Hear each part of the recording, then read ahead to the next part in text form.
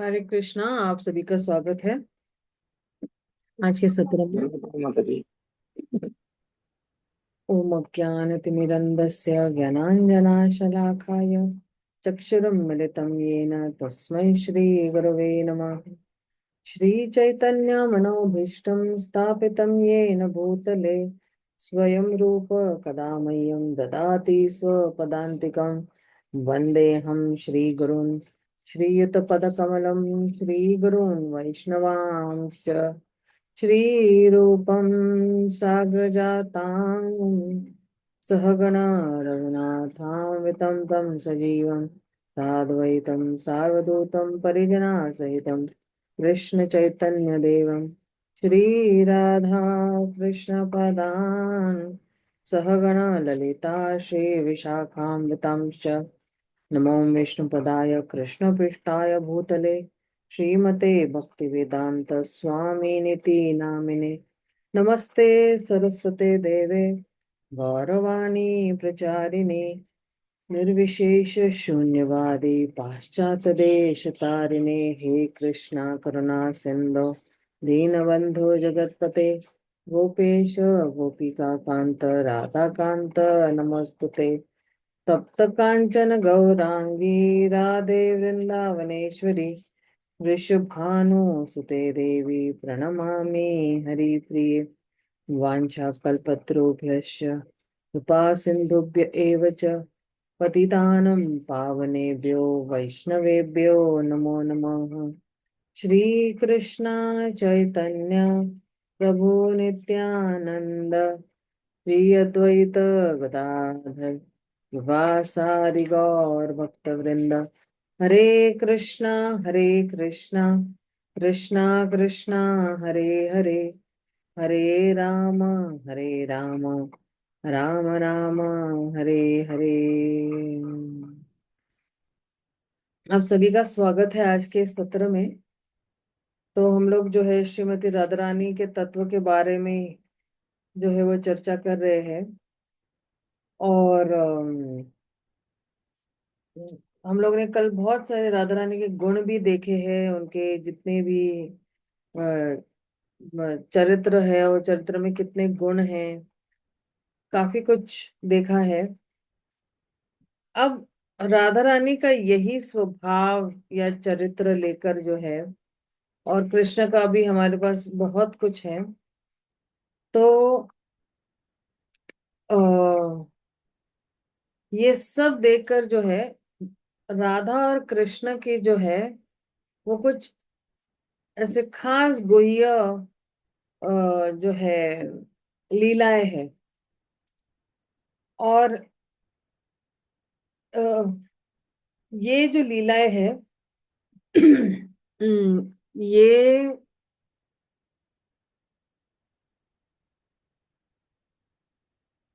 अ, बहुत कुछ जो है लीला आपको ना, जैसे कहते हैं ना, अगर कोई लीला सुनता है तो वो पवित्र हो जाता है। तो राधा और कृष्ण की जितने भी हम लीलाएं सुनते हैं, तो हमारे में जितनी भी काम वासनाएं हैं, जितना भी क्रोध है, जितने भी अनर्थ है, वो सारे निकल जाते हैं। तो राधा रानी की जो कृपा है वो हमेशा बरसती ही रहती है। लेकिन उस कृपा को पाने के लिए या उस कृपा को जो है ग्रहण करने के लिए हमारे पास एक साधु का हृदय होना चाहिए। साधु का हृदय मतलब क्या? कि साधु का हृदय जो है बिल्कुल स्वच्छ होता है और शुद्ध होता है। और जितना शुद्ध है वो हृदय, तो उतना ही बहुत ही तीव्रता से जो है वो कृपा जो है वो बरसती रहेगी, हम ग्रहण करते रहेंगे। और अगर जब और अगर हम अपना हृदय जो है बिल्कुल शुद्ध रखेंगे, तो एक दिन ऐसा आएगा कि एक, जैसे बोलते हैं ना कि एक कृपा का समुद्र है ना, जहां पे जो है जैसे मान लो आपके पास कृपा का समुद्र है, तो आप क्या करोगे? बिल्कुल ओत प्रोत हो रहा है, तो आप क्या करोगे, दूसरों के साथ बांटने की कोशिश करोगे, है ना। और फिर जो है दूसरों को भी वो कृपा देने की कोशिश करोगे। तो जो कोई भी किसी साधु का आश्रय लेता है, तो ओ यानी जिसका जो है हृदय जो है वो बिल्कुल कृपा का सागर बन गया है, उस साधु का अगर कोई शरण लेता है, और वो जो अ, सागर में जो पानी है वो कहाँ से इकट्ठा हुआ है, श्रीमती राधा रानी से वो पानी इकट्ठा हुआ है।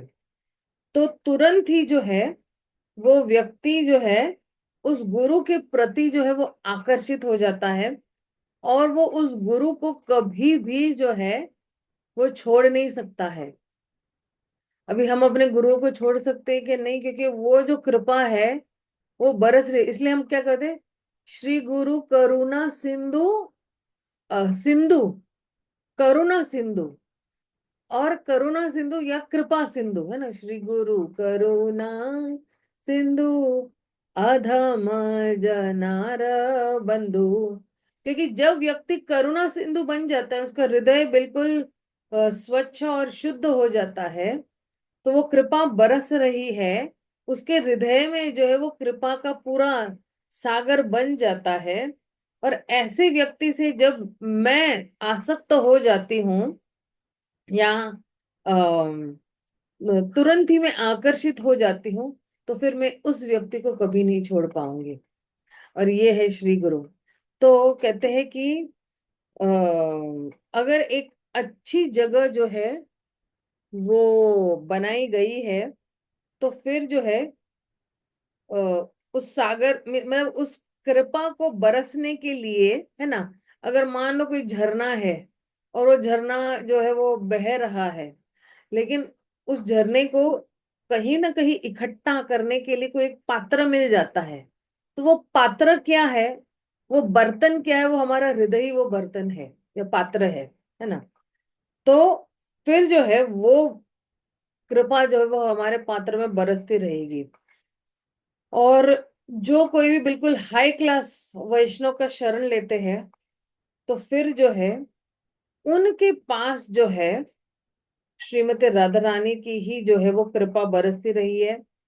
और फिर जो है, हाँ, वो व्यक्ति भी करुणा सिंधु बन जाता है।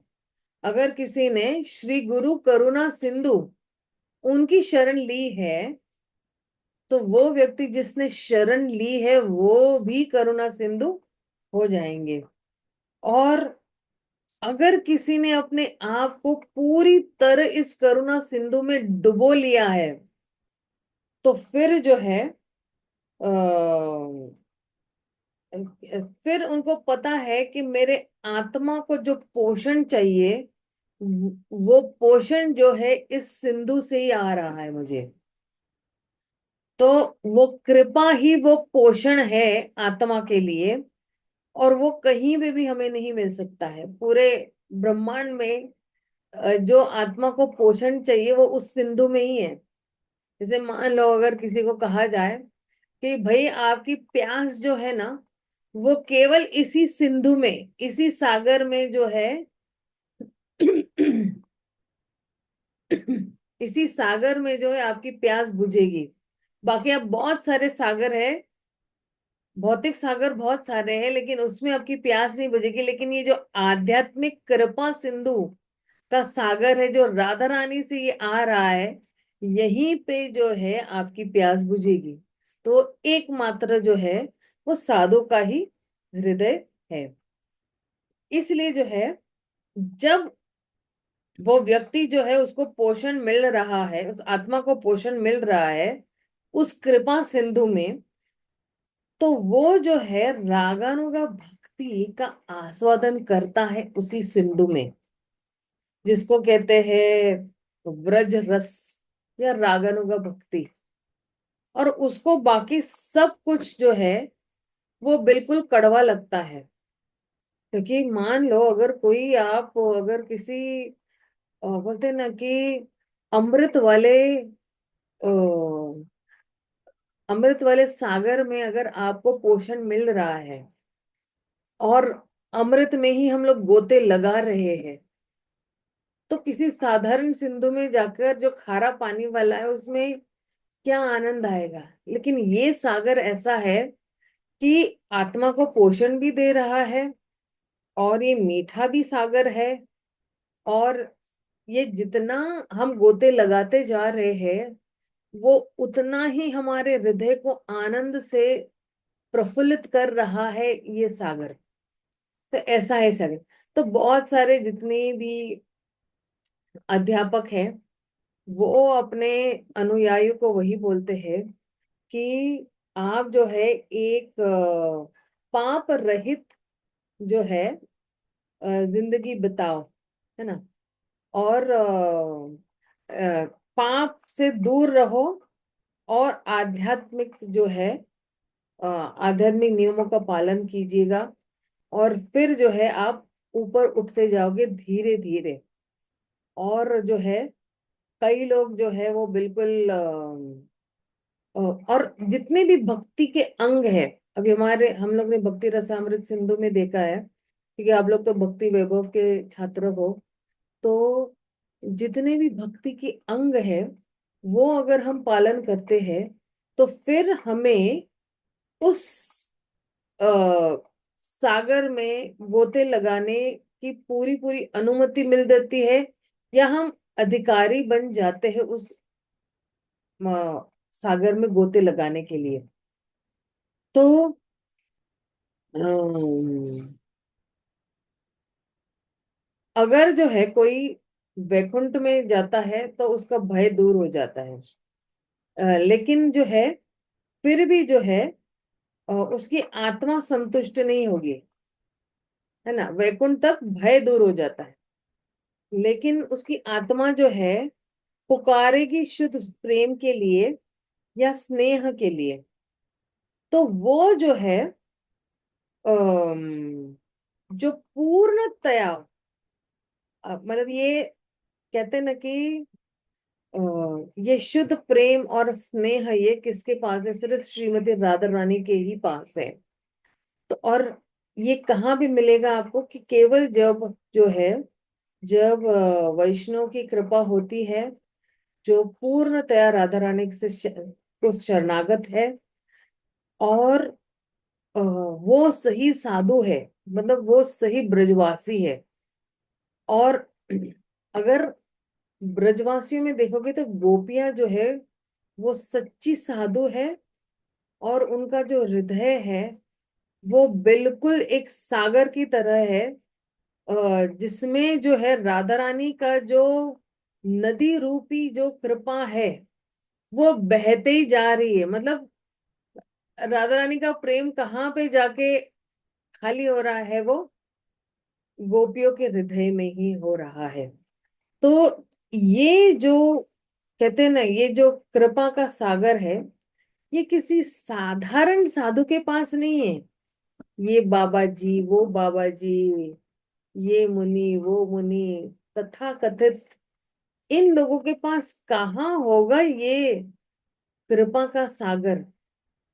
सच्ची साधु तो हमारी गोपियां हैं, और ये जो प्रेम की जो बाढ़ है वो आ रही है श्रीमती राधा रानी से। इसलिए बहुत सारे जितने भी धर्म है ना वो केवल जो है पाप और पुण्य के बारे में ही बताते हैं। और जो है लोगों को जो है चेतावनी देते हैं कि अरे तुम्हें जो है ये दंड मिलेगा अगर तुम ये पाप करोगे, तुम्हें ये पुरस्कार मिलेगा अगर तुम ये पुण्य करोगे। और ज्यादा से ज्यादा क्या बोलेगा, तुम चोरी मत करना, तुम किसी को धोखाधड़ी मत करना। तो ये जो है ये साधारण सा समाज है। और लेकिन जो है अ, ये जितनी भी जो है उनकी जो क्या कहते हैं प्रचार है, वो एक्चुअली आत्मा को लेकर वो प्रचार कर ही नहीं कर सकते हैं या कर रहे हैं वहां पे। मतलब उन अ, उन आदेशों में या उनके प्रचार में जो है भगवान राधा और कृष्ण के दिव्य प्रेम के बारे में कोई बोल ही नहीं रहा है, और इसलिए उनके पास आध्यात्मिक शक्ति है ही नहीं। अब देखिए, तो ये जो जितनी भी जो है सीख है, ये जो है बोलते हैं ना कि बाहर से बाम लगाने के बराबर है ना। जैसे मान लो कोई अगर किसी को घाव हो गया है, तो आप बाहर से उसको बैंडेज लगाते हो या बर्नॉल लगाते हो, लेकिन फिर भी ये शरीर तो जो है वो तो अस्वस्थ ही है ना। अ, सही मदद जो है ना, बैंडेज है क्या? तो मान लो कि अगर एक बिल्डिंग है, उसके पास कोई नींव ही नहीं है या उसके पास कोई खंभे ही नहीं है, तो फिर उस बिल्डिंग को प्लास्टर करने की क्या जरूरत है या पेंटिंग करने की क्या जरूरत है? वैसे ही वो बिल्डिंग गिरने वाला है। बिना नींव का बिल्डिंग कैसे हो सकता है ना। तो व्रज रस जो है वो वही है जो हमें शुद्ध प्रेम दे रहा है, शुद्ध आनंद दे रहा है हमारे ही आत्मा को। और ये जो व्रज रस प्रेम है, यही जो है ये बोलते ना नींव है हमारे भक्ति के बंगले की। यही जो है एक मजबूत खंबा है हमारी भक्ति के लिए, कि कोई कह सकता है कि हमें ये आदेश मिला है कि हम इस समाज में बहुत अच्छी तरह से रह सकते हैं, और किस तरह से जो उठना है बैठना है, ये तौर तरीके जो है। लेकिन ये जो सागर है, जो अमृत का सागर है, जो पूर्णतया से रागानुगा भक्ति से भरा हुआ है, और यही रागानुगा भक्ति जो है, ये जो है कृष्ण के संबंध में, यही हमारे आत्मा को संतुष्टि दे सकता है, क्योंकि ये आत्मा की जरूरत है। और जैसी आत्मा को अपनी जरूरत पूरी हो जाती है, वो पूरी तरह से संतुष्ट हो सकती है। इसलिए जो व्यक्ति किसी साधु की शरण लेते हैं, जिसका हृदय जो है राधा रानी की कृपा से भरा हुआ है, तो फिर जो हो व्यक्ति ने गोते लगा सकता है उस सागर में, और फिर जो है वो कभी भी उठता नहीं है। वो उस सागर में बार बार गोते लगाते हैं, और किसी भी प्रकार की कोई भी जो है डिस्टरबेंस है, डिस्टरबेंस को क्या कहते हैं हिंदी में? किसी भी प्रकार की कोई जो है व्यक्ति। हाँ, डिस्टरबेंस है। तो फिर वो विचलित नहीं होता है। इसलिए कि राधा और कृष्ण को देखना जो है वो सबसे सर्वोच्च, कहते हैं ना कि अ, जीवन का जो है सर्वोच्च ध्येय है। और अगर हम उसमें सफल हुए, तो सबसे बड़ी सफलता ही है कि हम राधा और कृष्ण को देख पा रहे हैं व्रज में, गोलोक में आमने सामने। और ये जो गोपियां हैं, ये बहुत ही उस आनंद से भरी है कि जो जब राधा रानी को देखती है अपने प्राण बंधु से, है ना, कृष्ण को प्राण बंधु भी कहते हैं और या गोपीनाथ भी कहते हैं, तो यही उनका ध्येय है जीवन का। उनको जो है बाकी का सब किसी से कुछ लेना देना नहीं है, लोगों को, संसारी लोगों से कुछ भी लेना देना नहीं है। और जो है ये जितने भी लोग हैं, ये जब लोगों को मिलते हैं, तो फिर जो है वो क्या कहते हैं कि आप जो है, ये जितने भी साधु है, वो कहते हैं कि आप जो है वो राधा और कृष्णा की शरण लो। और और ये जितनी भी राधा रानी की सखियां हैं या दासियां हैं, ये बहुत ही शक्तिशाली दासियां हैं, हम, क्योंकि ये जो है दिव्य चिंतामणि रत्न से, रत्नों की तरह है, जो मतलब जो है किसी भी वस्तु को जो है वो सोने में बदल सकती है। सोने में बदल सकती मतलब क्या, वो किसी का भी हृदय जो है वो परिवर्तित कर सकती है, किसी भी जीव का। जो व्यक्ति कृष्ण से बहिर्मुख हो गया है, तो फिर जो है वो तुरंत ही जो है उस व्यक्ति का हृदय जो है वो परिवर्तित कर सकती है। किसमें? वो जो है वो उस सागर के अंदर गोते लगाने के लिए, उस प्रेम के लिए, उस स्नेह के लिए वो उसका हृदय परिवर्तित कर सकती है। और आप देखना, मथुरा और द्वारका में भी जो है कृष्ण ने व्रज प्रेम के बारे में सिखाने की कोशिश करी थी, लेकिन वो बिल्कुल असफल रहे थे। और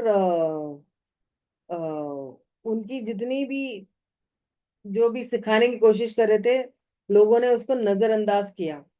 लेकिन जब महाप्रभु आए, ठीक है ना, तो वो बड़े विशेष है। लोगों ने जो है उनकी सीख को कभी नजरअंदाज नहीं किया। तो उन्होंने जो है वो सारी जितनी भी गोपियां हैं, वो उनके साथ इस कलयुग में लेकर आए, है ना, उनके पार्षदों के रूप में। और अभी जो हमारे गुरु वर्ग है, श्रील रूप गोस्वामी, सनातन गोस्वामी, सब हमारे गुरु वर्ग हैं। तो और फिर भी अभी तक जो है वो रागानुगा भक्ति के बारे में प्रचार कर ही रहे हैं। और देखना, हमारे जितने भी गुरु वर्ग है ना, ये लोगों ने कोई ऐसे मंदिर या कुछ ऐसे नहीं खोला है जो ये बताएगा कि वैकुंठ में जाने के लिए भक्ति कैसी करनी है। लेकिन उन्होंने ऐसे मंदिरों का निर्माण किया है, श्रील प्रभुपाद ने ऐसे मंदिरों का निर्माण किया हुआ है जहां पे जो है, जिसको कहते हैं ना कि अ, किसी किसी किसी का अगर मान लो ब्रांच है, जैसे गोलोक का ब्रांच है ये मंदिर, या गोलोक का ब्रांच है ये मंदिर। तो ऐसे ब्रांचेस, मतलब ऐसे उसको क्या कहते हैं, शाखाएं, ऐसी शाखाएं खोली हुई है ब्रज मंडल की, जो हर वक्त जो है उस धाम के साथ ही आपको जोड़ेगा। तो राधा कृष्ण की नित्य सेवा की शाखाएं खोल रखी है। हर मंदिर में आप देखोगे कि राधा कृष्ण जो है वो रहेंगे ही रहेंगे, राइट। और उनकी नित्य सेवा किस तरह से करना है, वो एक्चुअली हमें जो है वो सिखा रहे हैं। तो ये जितनी भी गोपियां हैं भगवान की, ये जो है आ, ये किस से बनी हुई है? ये सिर्फ प्रेम से बनी हुई है। और उस प्रेम का स्तोत्र क्या है? वो है श्रीमती राधा रानी। और श्रीमती राधा रानी से ही ये सारी उत्पन्न हुई है। जैसे राधा रानी का अलग अलग मूड है, तो अलग अलग मूड के अलग अलग गोपी उत्पन्न हुई है ना। कभी हास्य, कभी परिहास्य। और फिर जो है जब ये लोग मिलते हैं, क्योंकि ये सारी गोपियां राधा रानी से उत्पन्न हुई है, तो जब ये लोग मिलते हैं तो किसके बारे में चर्चा कर रहे हैं? केवल कृष्ण के बारे में ही चर्चा कर रहे हैं, और राधा रानी के बारे में ही चर्चा कर रहे हैं। तो आप सोचिए कि जब ये लोग इकट्ठा होता है, होते होते हैं, है ना, और राधा कृष्ण की चर्चा कर रहे हैं, तो एक इलेक्ट्रिक पावर जैसा कुछ उत्पन्न हो रहा है। और फिर जो है और फिर जो जितनी की भी वो शाखाएं खोल रहे हैं उस इस भौतिक जगत में, तो फिर जो है केवल कृपा बरस रही है इन शाखाओं में, जितनी जितनी शाखा है। अब आप देखना ना, जितने भी 6 गोस्वामी हैं, उन्होंने जो है ब्रज में जो है अलग अलग मंदिरों का, अलग अलग विग्रहों की स्थापना की, है ना। सनातन गोस्वामी ने मदन मोहन की स्थापना की, श्रील रूप गोस्वामी ने राधा गोविंद देव की स्थापना की। श्रील गोपाल भट्ट गोस्वामी ने राधा रमन की स्थापना की। तो इस तरह से बहुत सारे जो चैतन्य महाप्रभु के पार्षद हैं, उन्होंने इन शाखाओं को खोला हुआ, इन मंदिरों की, विग्रहों की स्थापना की हुई है। तो ये क्यों स्थापना की हुई है? क्योंकि बद्ध जीवों को कृपा बरसाने के लिए, बद्ध जीवों को आकर्षित करने के लिए ये लोग क्या कर रहे, इन शाखाओं को खोल के वहां पे क्या कर रहे हैं, ब्रज प्रेम को बांट रहे हैं वहां पे। और वो करंट कहाँ से आ रहा है? वो आ रहा है श्रीमती राधा रानी से। और जो है वो एक पूरा पावर हाउस है, दिव्य प्रेम का पावर हाउस है वो, शक्तिशाली ऐसा घर है। तो जो प्रबोधानंद सरस्वती पाद है, जो मतलब अभी वर्तमान वाले नहीं, जो हमारे आचार्य है, वही जो है वो राधा रानी को बहुत प्रार्थना करते हैं। क्योंकि राधा रानी ही है अ, व्रज धाम की वृंदावनेश्वरी, ईश्वरी है। वो जो है वो मेन मालकिन है, या जो है वहां पे उनकी चलती है। तो वो जो है वो प्रार्थना कर रहे हैं राधा रानी को, क्योंकि राधा रानी को जो है भगवान को जो है वो गुंजा माला अर्पण करना है। और प्रबोधानंद महाराज को जो है, पाद को जो है वो भगवान को एक मोर पंख देना है। और भगवान के गले में जो गुज्जा माला है ना, वो बहुत ही बहुत ही उनको भाती है, वो गुज्जा माला है। तो ये जो प्रेम भक्ति है, वो केवल राधा रानी की कृपा से ही हमको मिल सकती है। कृष्ण भी ही स्वतंत्र रूप से आ, ये नहीं दे सकते हैं किसी को भी, क्योंकि कृष्ण जो है कृष्ण प्रेम का खजाना नहीं है। कृष्ण के पास भी कृष्ण प्रेम नहीं है। तो केवल जो है राधा रानी के पास ही है। जब कोई राधा रानी के साथ जुड़ जाता है, तब जो है उसके पास जो है ये सुपर पावर जिसको कहते हैं ना, प्रेम का, कृष्ण प्रेम, तब उसको वो मिलता है। क्योंकि भगवान का प्रेम जो है उनकी स्वरूप शक्ति के पास है। श्रीमती राधा रानी कौन है? उनकी स्वरूप शक्ति है। इसलिए जब हम राधा रानी का शरण लेते हैं, तो फिर जो है वो जो है उस प्रेम भक्ति की उसके पास वो प्रेम भक्ति का पूरा खजाना है, स्टोर हाउस है उसके पास। तो इसलिए जो है हमारे आचार्य है, पूर्वती आचार्य है, वर्तमान आचार्य है, तो कहते हैं कि कृष्ण जो है वो रसोवई सह है ना। रसोवई सह मतलब क्या? उस रस का जो है वो प्रतीक है। लेकिन वो रस कहाँ से आ रहा है? वो रस जो है वो राधा रानी से आ रहा है, उनकी स्वरूप शक्ति से आ रहा है। इसलिए अगर हम ब्राह्मण को पूजा करने की कोशिश करिए, उनकी उपासना करने की कोशिश कर रहे हैं, तो फिर केवल उस भगवान अकेले की पूजा करने की कोशिश करें। तो हम जो है, हम भगवान गोपी जन वल्लभ, जो गोपियों के प्रिय, वल्लभ यानी प्रिय है ना, तो प्रिय यानी लवर जिसको कहते हैं।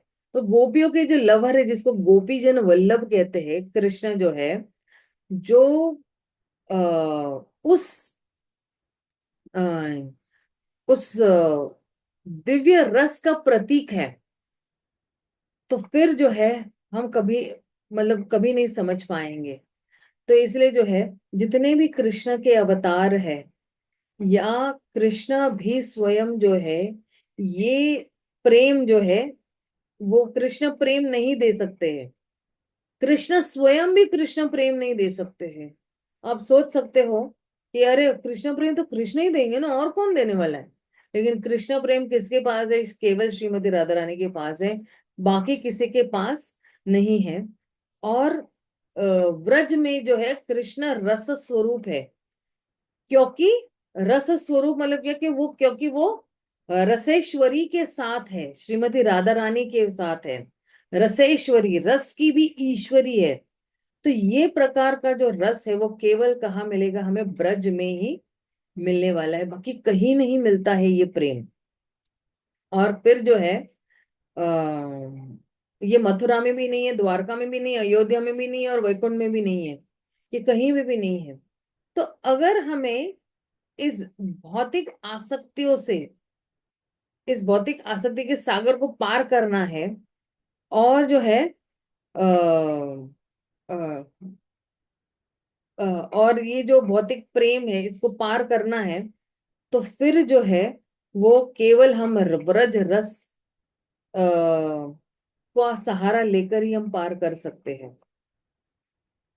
इसलिए सुखदेव गोस्वामी जो है श्रीमद् भागवतम के बिल्कुल तीसरे स्कंद में ही कहते हैं, निगम कल्पतरोर गलितम फलम सुख मुखादमृत द्रव्य संयुतम पिबत भागवतम रसमाल्यम मुहुरहो रसिक भुवि भावुक। तो ये जो प्रेम है, जो बिल्कुल अमृत से भरा हुआ है, ये कौन वितरण कर रहा है?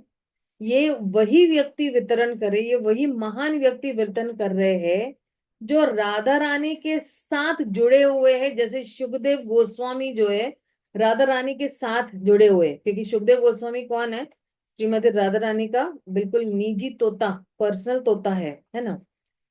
और वो जो है राधा रानी के हाथों से, है ना, उनके कर कमलों से ही वो जो है, और उनको वो अमृत प्राप्त हो रहा है ना। क्योंकि वो जो है राधा रानी के मुख से ही कृष्ण के गुणगान सुन रहे हैं, और इसलिए उनको ये जो प्रेम है ये श्रीमती राधा रानी से मिला हुआ है, प्राप्त किया हुआ है। तो जितने भी रसिक और भावुक जो है, वो लोगों को जो है ये हरि कथा मिलती है। जितने भी रसिक लोग हैं, रसिक लोग मतलब क्या? रसिक लोग मतलब वो भक्ति कर सकते हैं और भक्ति का आस्वादन ले रहे हैं, और दूसरों को भी भक्ति का आस्वादन करवा रहे हैं, उनको कहते हैं रसिक भक्त। जो आपको भगवान की नित्य लीलाओं के बारे में आस्वादन करा रहे हैं। जैसे हमारे गुरु वर्ग है, या जो हमारे वर्तमान आचार्य है या पूर्वती आचार्य है, वो क्या कर रहे हैं? उस रस का आस्वादन हमें करवा रहे हैं। तो इसलिए जो है उनको कहते हैं रसिक। तो वो खुद भी आस्वादन करते हैं और दूसरों को भी आस्वादन करवा रहे हैं। क्यों? क्योंकि मैंने स्टार्टिंग में, लेक्चर के बिल्कुल स्टार्टिंग में मैंने क्या कहा? इनका हृदय जो है वो बिल्कुल साफ और शुद्ध है, और उसमें निरंतर जो है उनका हृदय जो है, अब वो कहते हैं कि कृपा का सिंधु बन गया है। अब ये कृपा का सिंधु बन गया और वो ओत प्रोत हो रहा है, वो बाहर निकलने के लिए कोशिश करे तो किसके पास जाएगा? हम जैसे लोगों के पास आएगा फिर वो कृपा, जो हम सुनेंगे। तो इसलिए जो है जो है आप देखना, अ, अभी तक किसी भी आचार्य ने हमको कोई जो है रुक्मिणी रस के बारे में नहीं बताया, लक्ष्मी रस के बारे में नहीं। हर बार कह रहे हैं राधा रस, है ना। और ये जो राधा रस जो है आ, ये जो है ये राधा रानी के हृदय का खजाना है। राधा रानी के हृदय में जितना भी खजाना है वो राधा रस है, और वो बहते ही जा रहा है, बहते ही जा रहा है। और जो है आ, ये रस जो है ये कौन दे रहा है? ये हमारे पूर्वती आचार्य और वर्तमान आचार्य जो है वो निरंतर दे रहे हैं। हम कोशिश कर सकते हैं कृष्ण की सेवा करने के लिए दूसरे रस में, शांत रस, दास्य रस, लेकिन ये रस कृष्ण को प्रसन्न नहीं करता है। और जो है जितना राधा रस उनको प्रसन्न करता है। इसलिए भगवान द्वारका छोड़ के चले गए, मथुरा छोड़ के चले गए, अयोध्या और इवन वैकुंठ में भी ये रस नहीं है। और ये बार बार जो है ये बार बार ये धाम छोड़ते हैं। और कहाँ आने के लिए धाम छोड़ते हैं? व्रज आने के लिए ये धाम छोड़ते हैं। और इसलिए वो क्या बन गए? वो गोपाल बन जाते हैं उस धाम में। और बिल्कुल एक एक बिल्कुल ऐसे मासूम सा ग्वाला बन जाते हैं। और ये क्यों मासूम सा बन जाते हैं? क्योंकि जैसे अगर मान लो कि मासूम है तो हमारा प्रेम बहुत साझी, जैसे छोटा बच्चा है ना, बिल्कुल मासूम है, उसको कुछ नहीं पता है कापट्य क्या होता है, ये सब उसको बिल्कुल नहीं पता होता है। तो वो बिल्कुल एक मासूम सा गांव वाला बन जाता है, ग्वाला बन जाता है। क्योंकि उनको ये राधा रस जो है उसका आस्वादन करना है। वो जो है जो है उनकी इच्छा जो है कुछ भी और आस्वादन करने की नहीं है। तो एक्चुअली मैं क्या कहना चाहती, मेरे दिमाग से निकल गया। हाँ, तो कृष्णा जो है, कृष्णा की इच्छा ये है कि न केवल मैं और मेरे जो रसिक भक्त है या भावुक भक्त है, वो जो है किसी भी प्रकार से, किसी भी धन जो है या किसी भी ऐश्वर्य से आकर्षित न हो या विचलित न हो। और क्योंकि देखिए माया और जितने भी धोखा देने वाले प्रचारक है, धर्म अर्थ काम मोक्ष, ये धोखा देने वाले ही है ना। इसलिए आप देखना नारद मुनि भी ने भी आ, व्यास देव को जो है वो थोड़ा हल्का सा फुल्का सा फटकारा था कि अरे आपने अभी तक जो है केवल धर्म अर्थ काम मोक्ष पर ही बताया हुआ है, आपने शुद्ध भक्ति के बारे में बताया ही नहीं है, इसलिए आप दुखी हो। तो सोचिए, अगर जो कोई लिख रहा है धर्म अर्थ काम मोक्ष पे वो दुखी है, तो जो धर्म अर्थ काम मोक्ष पर चल रहा है, उसके हिसाब से जिंदगी जी रहा है, तो फिर वो कितना दुखी होगा। तो माया और जितनी भी धोखा देने वाले धर्म अर्थ काम मोक्ष का प्रचार कर रहे हैं, वो बिल्कुल दूर हो जाते हैं, बिल्कुल दूर हो जाते हैं इस व्रज प्रेम से। हम्म, या केवल मतलब व्रज प्रेम से तो बहुत ही दूर है। और फिर जो है ये साधका को, इस साधक को जो है वो धोखा दे रहे हैं। और अलग अलग प्रकार की, तुम्हें ये मुक्ति मिलेगी, तुम्हें वो मुक्ति मिलेगी, ये धोखा देने वाली है। इसलिए जो है वो जो है भगवान के सर्वोच्च प्रेम से सामान्य जनता को दूर रखते हैं।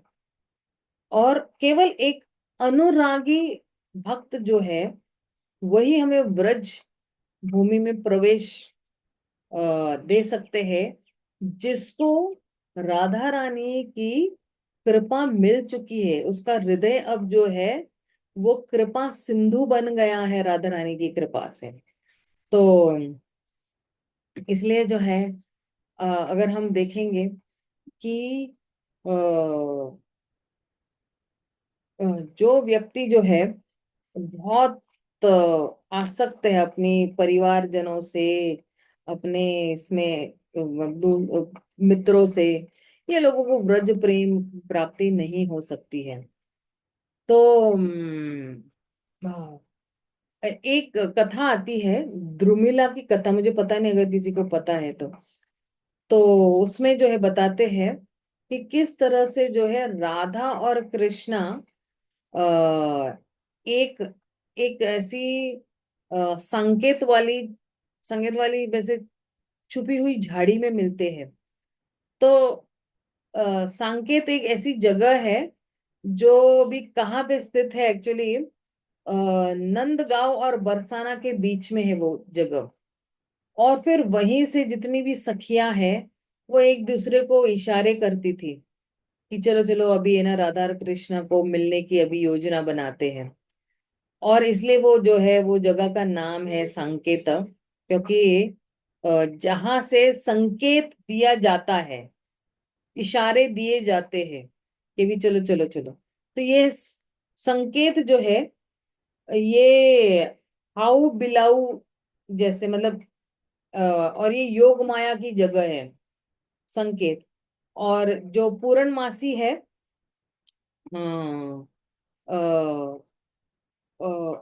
और तो ये जगह एक्चुअली किसकी है एक्चुअली, ये संकेत, ये हाउल बाउल और योग माया की जो पूरनमासी है ये, इसकी और भगवान शिव जी का भी स्थान है ये। तो अभी बताऊंगी मैं।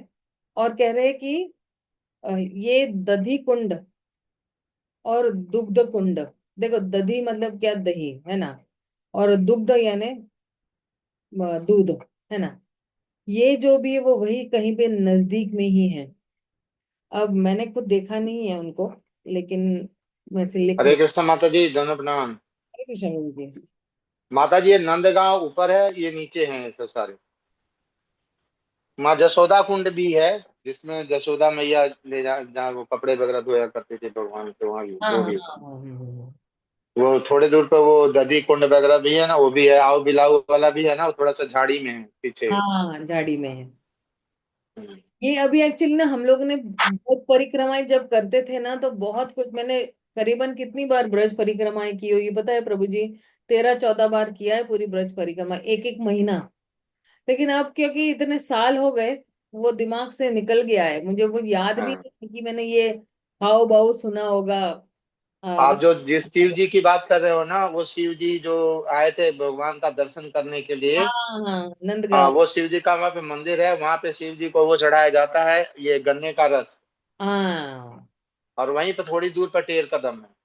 हाँ, तेर कदम, हाँ तेर कदम मुझे हम्म। अच्छी तरह से याद है, क्योंकि तेर कदम में बकायदा हम लोगों ने पूरा एक दिन बिताया था जब मैं भक्ति वहाँ शास्त्र। लेक्चर वगैरह बहुत होते हैं ना माता जी, वहाँ पार्क वार्क बन गया है ना, लेक्चर वगैरह बहुत होता है। हाँ, क्योंकि मैं जब भक्ति शास्त्री कर रही थी ना तो हम लोग ने उस दिन श्री रूप गोस्वामी का आविर्भाव था। तो हमने एक पूरा दिन वहां पे तेर कदम में ही बिताया हुआ था। तो और मेरे पास तेर कदम की बहुत स्ट्रांग याद भी है। ये तेर कदम में ही मैंने उस तेर कदम का पानी पी लिया था। हम्म। तो मुझे लगा अरे वाह वाह, क्योंकि हम स्टार्टिंग स्टार्टिंग में से ना ऐसे बहुत मासूम जैसे रहते हैं कि अरे वाह वाह भाई ये कुंड का पानी, इससे भक्ति मिलेगी, इससे भगवान के लिए और सेवा करने की लालसा जागृत हो जाएगी। तो सब लोगों ने दो तीन बूंदे लिया और मैंने पूरा एक ग्लास ले लिया था। और फिर जो मुझे चक्कर लगाने पड़े बाथरूम के क्योंकि कुंड है ना। वो वो माता जी, वो होता क्या है, अभी जानते हैं, पीछे मैं मायापुर भी गया था, तो क्या हुआ था कि मायापुर में ना जोश में हम लोगों ने मैंने वो जो है ना नैमिषारण्य, हाँ, नैमिषारण्य के आगे जाके जो कुंड है, जिसको वो कुंड कहते हैं जो ब्रह्मा जी वाला कुंड कहते हैं। ब्रह्मांड कुंड, हाँ। हाँ, वो जाके वहां पे क्या हुआ, नहीं जी नहा लेते हैं, नहीं नहा लेते, मुझे तो ये मेरे को पता है, मैं गांव से ही संबंधित रहा हूँ ना। ये मेरे को पता है कि ये जो बावली है, चाहे ये जो पोखर है, तालाब है ना, इसमें पानी, बारिश का पानी जमा होता है। तो ये हाँ पानी क्या होता है वहां के लोगों के लिए, तो चलिए उनको रेगुलर आदत है। लेकिन आम जो लोग है ना, शहर में रहने वाले लोग जाके नहा लेंगे ना, उनकी तबीयत खराब होगी होगी। हाँ, और मैंने भी नहा लिया और पूरे तबीयत खराब हो गई हमारी वहाँ। इसमें ये हो जाता है ना। इसलिए आप देखना हमारे वर्तमान आचार्य क्या करते हैं ना, वहां पे सिर्फ तीन तीन बूंद जल ले लेते हैं। आप देखना गुरु हाँ बस। को, गुरु महाराज हमेशा किसी भी कुंड में पैर नहीं देंगे, क्योंकि उस कुंड में पैर देना यानी उस पर पैर रखने के बराबर है। जैसे राधा कुंड में भी गुरु महाराज ने कभी भी पैर नहीं रखा है, सिर्फ केवल 3 बूंदे पानी ली हुई है, अपनी जो माला है वहां पे डुबोई हुई है, लेकिन हाँ जी, हाँ जी। गुरु महाराज को जब भी पूछते, बोले नहीं, ये राधा रानी है, श्रीमती राधा रानी है। हाँ, उस पे मैं पैर, क्योंकि राधा कुंड और राधा रानी में कोई अंतर नहीं है। अंतर नहीं। राधा कुंड पे पैर रखना मतलब ही हम श्रीमती राधा रानी पे पैर रख दे। ये गुरु महाराज कभी भी जो है राधा कुंड में स्नान नहीं करते हैं। अब हाँ मैंने जी, मैंने मैंने एक बार स्नान किया था राधा कुंड में। लेकिन उस वक्त मुझे, क्योंकि उस वक्त हम लोग ना परम पूज्य राधानाथ स्वामी महाराज के साथ उस यात्रा में गए थे, तो सब सब लोग स्नान कर रहे थे। तो हमको भी बताया गया कि स्नान करना, तो हमें पता नहीं था। लेकिन जैसे ही मुझे पता चला कि ये मेरे गुरु महाराज का मूड है ना, तो उसके बाद हम्म, कभी भी मैंने राधा कुंड में स्नान नहीं किया है, कभी भी नहीं हम्म, किया। 3 बूंद पानी ले लेंगे, लेकिन उसके बाद जो है कि जो हमारा गुरु का मूड है, हमें वही होना चाहिए, वही फॉलो करना चाहिए। वही फॉलो करना चाहिए। अगर हमारे गुरु स्नान कर रहे हैं राधा कुंड में और हमें भी अनुमति दे रहे हैं, तो जा सकते हैं। लेकिन ये सब माता जी, ये सब चीजें ना बहुत बड़ी चीजें हैं। अब इन हाँ, लोगों को ना, हमारे को क्या करना चाहिए, उसी भाव में लेना चाहिए जिस भाव में आचार्यों ने हमें बताया। नहीं तो फिर जानते अपराध कर बैठेंगे, फिर नाश हो जाएगी भक्ति की। Right right right. और हमारा तो क्या है, हमें जो है वो राधा रानी की कृपा लेनी है, और हमारे हृदय हाँ, को ऐसी सागर बनाना है ताकि वो कृपा हम दूसरों को भी बांट सके। जो आनंद की हाँ जी। अनुभूति हम कर रहे हैं, वही आनंद हम दूसरों को भी बांट सके इस तरह से। हम्म, तो ये जो दधि कुंड जो है और दुग्ध कुंड जो है, वो नजदीक नजदीक में ही है। और जो जैसे हम बोलते हैं ना, कदम्ब, तेर कदम है, तो वहां पे बहुत सारे कदम्ब पेड़ भी है ना। और ये जो मतलब जो संकेत को, उस जगह को बहुत सारे जो है कदम के पेड़ उसको घेरे हुए हैं। अब जो है श्रीमती राधा रानी उस जगह पे जो है वो अकेले नहीं जाती है। क्योंकि योग माया जो है पूर्णमासी, उसने राधा रानी को जो है वो पहले ही चेतावनी दे दी है कि वो जगह जो है तुम्हारे लिए जो है वो सुरक्षित नहीं है। तो फिर जो है आ, उसको हमेशा वो पूर्णमासी, योग माया पूर्णमासी कहते हैं कि तुम्हें हमेशा जो है वो सखियों के साथ ही रहना है, क्योंकि अकेले इन झाड़ियों में या इन पेड़ों पौधों के बीच में से तुम मत जाना। अब संकेत के पूरब में जो है एक जगह है जिसका नाम है द्रुमिल वन। और क्योंकि द्रुमिला वन ये नाम क्यों दिया है कि एक राक्षस था, उसका नाम था द्रुमिला, और वो उस जंगल में रहता था। और वो जो है, वो द्रुमिल राक्षस जो है, वो एक्चुअली कंस के एक्चुअली सही पिता थे। और उनके पास बहुत ही काम वासना थी और बहुत ही डेंजर थे व्यक्ति जो है। और वो क्या करते थे ना एक्चुअली, वो जो है कुंवारी लड़कियों को जो है वो पकड़ते थे और जो है उनका शोषण करते थे। तो इसलिए जो है एक बार जो है कंस की जो माँ है, पद्मा जो है, वो जस्ट उनकी शादी हुई थी उग्रसेन से। तो वो एक बार जो है आए थे, तो इस द्रुमिला के वश में आ गए थे। और फिर जो है ये द्रुमिला राक्षस ने क्या किया था ना, ये वो पद्मा जो है उसके पति का रूप ले लिया था, उग्रसेन का रूप ले लिया था। तो फिर जो है द्रुमिला ने जो है उसको जो है आकर्षित करने की कोशिश की, अकेले में लेके जाके। और फिर जो है अब इस द्रुमिला का और ये पद्मा का जब संभोग हुआ, तो अब एक्चुअली कंस की उत्पत्ति हो रही है। कंस आया क्योंकि राक्षस है और मनुष्य है, तो इसलिए कंस की वृत्ति जो है उस द्रुमिल राक्षस के जैसी ही है। एक बार जो है ये कंस जो है, एक सेकेंड ना,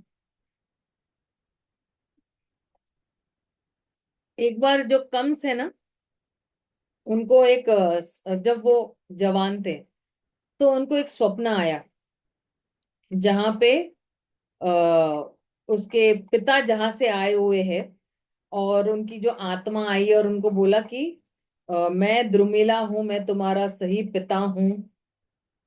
है ना, उग्रसेन जो है वो तुम्हारे सही पिता नहीं है। तो उस स्वप्न में ये द्रुमिला आए थे कंस के, और फिर जो है मतलब मतलब भूत प्रेत के रूप में आए थे। और जैसे ही कंस जो है अपने स्वप्न से उठे, तो वो उनकी माता पद्मा के पास गए और उन्होंने बोला कि तुम सच्ची सच्ची बताओ मेरे सही पिता कौन है। तो फिर क्योंकि उन्होंने बोला कि मेरे स्वप्न में आके ऐसे एक राक्षस ने बताया कि जो है मैं तो मर गया हूँ, और अभी तुम्हें मेरा श्राद्ध करना है। तो फिर जो है बोल बताती है कि उग्रसेन जो है वो तुम्हारे पिता नहीं है। अ, अ, और जो है मैं अब मेरा श्राद्ध कौन करेगा। मैं राह देख रहा हूँ कि मेरी श्राद्ध कौन होगी, जब तक मुझे मेरा श्राद्ध नहीं होगा मेरी गति नहीं होगी। तो वो बार बार पूछ रहे हैं एक्चुअली अपनी माँ को कि मेरे सही पिता कौन है। तो फिर ये जो कंस की जो माता है, तो उसको बड़ा भय था। तो कहते हैं कि जब मैं बहुत कुंवारी थी, और शादी के थोड़े दिन बाद ही जो है मैं अपनी सहेलियों के साथ जो है उस वन में गई थी, द्रुमिल वन में। तो वहां पे ये जो है राक्षस आया, और फिर आपके पिता के रूप में ही मुझे मिला, और फिर मुझे जो है फंसाया, मेरे को धोखाधड़ी से जो है उसने मेरे साथ जो है भोग किया। आ, और उसके बाद जो है मुझे एहसास हुआ कि ये जो है तुम्हारे पिता नहीं, ये तो राक्षस है। और वो बहुत गंदी तरह से हंसने लगा और भाग गया उसका सही रूप लेने के बाद। तो फिर जो है अभी पता तो चल गया कि द्रुमिला मर गया है, लेकिन किस तरह से ये द्रुमिला मरा, ये जो है दोनों को नहीं पता था कि ये द्रुमिला किस तरह से मरा, क्योंकि वो तो उग्रसेन के साथ आ गई यहाँ पर। तो अब जो है इसलिए जो है कह रहे हैं कि एक बार ब्रह्म मुहूर्त में राधिका और जो उनकी सखिया और मंजरियां जो है वो प्रेम सरोवर के उधर थी, और वो लोग जो है नंदग्राम की ओर जाने के लिए तैयारी कर रहे थे, और बहुत सारे उनके घड़े जो है दूध के और दूसरे अ, दही के, और वो सारे घड़े अ, भोजन बनाने के लिए लेकर जा रहे थे। तो ये प्रेम सरोवर ये वो जगह है जहां पे गोपियां जो है वो इकट्ठा होती थी राधा रानी के साथ जाने से पहले नंदग्राम, है ना। वो सब लोग मिलके कहाँ जाते थे, नंदग्राम जाते थे। तो ये प्रेम सरोवर में कोई भी पुरुष की एंट्री वर्जित थी, कोई नहीं जा सकता था। कृष्णा को भी अगर जाना है तो उसको जो है वो परमिशन लेनी पड़ती थी, है ना, अनुमति लेनी पड़ती थी। तो आज जो है ये द्रुमिला जो है, ये जितनी भी जो है लड़कियां हैं, अ, वो उनको जो है वो उनके पास जाती है। और अच्छा, द्रुमिला ने क्या किया है, द्रुमिला ने कृष्ण का रूप लिया हुआ है, और ये गोपियों के पास जा रही है ना, और उनको लुभाने की कोशिश कर रही है। और राधा रानी जो है उनको पता था कि आ, यहाँ पे एक राक्षस है जो हमेशा भेष बदल के जो है आते रहता है और लोगों को लुभाते रहता है। तो राधा रानी ने क्या किया, तुरंत ही एक चूड़ी जो है तोड़ी अपने कलाई से और द्रुमिला की तरफ फेंकी। तो जैसे ही द्रुमिला ने उस चूड़ी को अपनी तरफ आते हुआ देखा, तो तुरंत ही जो है वो भागने की कोशिश किया। लेकिन उस चूड़ी ने जो है आ, आ, उस चूड़ी ने द्रुमिला का जो है वो बोलते ना गला ही काट लिया, और वो वहीं पर ही जो है वो ढेर हो गया, मतलब वो मर गया। और फिर उसकी जो आत्मा है वो एक्चुअली मथुरा चली गई। और अम, फिर आत्मा जब मथुरा चली गई ना, तब जाके ये एक्चुअली कंस के स्वप्न में आता है कि अरे मेरा श्राद्ध करो, मेरा श्राद्ध करो। तो ये जो द्रुमिला राक्षस है, उसका जो घर है, वो हमेशा एक बहुत ही भयानक जगह ही रह गया कुछ समय तक, है ना। और फिर जो है और द्रुमिला क्योंकि एक राक्षस था, असुर था, तो उसके भी अनुयायी थे ना, तो वो भी जो है वहां से जो है धीरे धीरे जो है निकल गए और वो जगह छोड़ दिया। और फिर जो है वो जगह अब वो द्रुमिल वन जो है वो बन गया राधा कृष्ण के मिलन का स्थान बन गया। अब ये इसकी एक्चुअली ये पूरी द्रुमिल की पूरी कथा है इस तरह से। तो कहने का मतलब यही है कि अभी और बहुत सारे जो है कथाएं हैं। अगर आपकी इच्छा हो तो इन कथाओं को ही हम कंटिन्यू करेंगे 2-3 दिन और, या एक हफ्ता और भी हम लोग कंटिन्यू कर सकते हैं। और फिर वापस हम लोग अपने इस चैतन्य चरितामृत ग्रंथ पे आ जाएंगे, क्योंकि इन कथाओं को सुनने के बाद फिर चैतन्य चरितामृत इतना, एक बोलते हैं ना, इतना आसान सा बन जाएगा कि पूरी चेतना राधा और कृष्ण के बारे में इतनी स्पष्ट हो जाएगी। तो फिर जो है इस स्वच्छ मन से जो है हम पूरा चैतन्य चरितामृत बहुत अच्छी तरह से समझ पाएंगे कि प्रेम के कारण जो है व्यक्ति क्या क्या कर सकता है। प्रेम के कारण व्यक्ति ने किस तरह से कितना कितना त्याग और परिश्रम करना चाहिए। प्रेम मतलब ही त्याग और परिश्रम। Love means only sacrifice and Endeavour. अपने प्रेमी के लिए हम कुछ भी करने के लिए तैयार है। तो जो है अगर किसी का कोई प्रश्न है तो आप पूछ सकते हो। हरे कृष्ण माता जी, दोनों प्रणाम।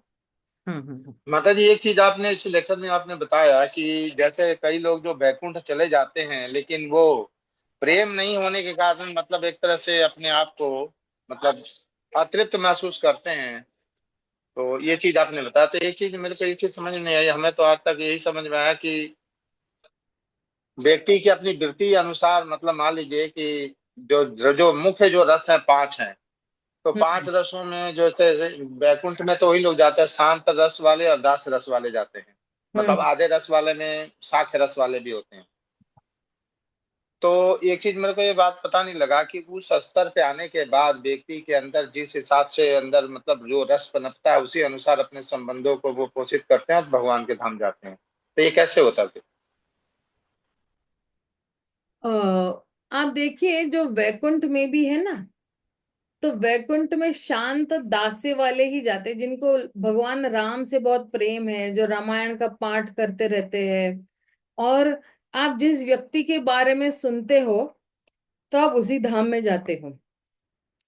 जो लोग बहुत राम की, या जो बहुत ही राम भगवान कृष्ण की जितने भी विस्तार है उनकी कथाएं सुनते हैं और उनका एक विशेष इष्ट देव बन जाते हैं भगवान राम, तो वो उस धाम में जाते हैं।